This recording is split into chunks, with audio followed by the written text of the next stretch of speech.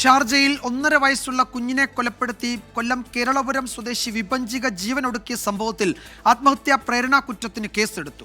ഭർത്താവിന്റെയും സഹോദരിയുടെയും ഭർത്തൃപിതാവിന്റെയും പേരിലാണ് കേസ്.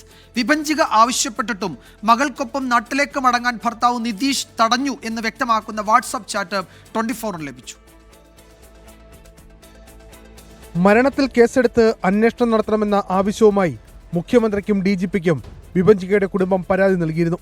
ഇതിന് പിന്നാലെയാണ് വിഭജികയുടെ അമ്മ ശൈലജയുടെ പരാതിയിൽ കുണ്ടറ പോലീസ് കേസെടുത്തത്.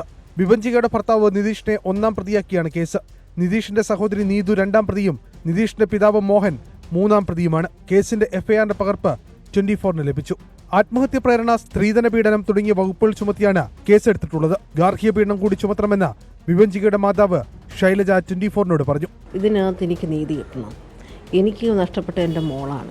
ഗാർഹിക പീഡനം എൻ്റെ മോൾ ശരിക്കും അനുഭവിച്ചിട്ടുണ്ട്. ഇവനെ നിയമത്തിൻ്റെ പുറത്ത്, ഇവനെയും ഇവൻ്റെ പെങ്ങളെ അച്ഛനെയും നിയമത്തിൻ്റെ കൊണ്ടുവരണം, തക്കതായി ശിക്ഷ മേടിച്ചു കൊടുക്കണം. മരണത്തിന് പിന്നാലെ വിഭജികയുടെ സോഷ്യൽ മീഡിയ പോസ്റ്റുകൾ അപ്രത്യക്ഷമായത് സൈബർ സെൽ അന്വേഷിക്കും. വിഭജിക ആവശ്യപ്പെട്ടിട്ടും മകൾക്കൊപ്പം നാട്ടിലേക്ക് മടങ്ങാൻ ഭർത്താവ് നിതീഷ് സമ്മതിച്ചില്ലെന്ന് വ്യക്തമാക്കുന്ന വാട്സ്ആപ്പ് ചാറ്റ് ഇതിനിടയിൽ പുറത്തു വന്നു.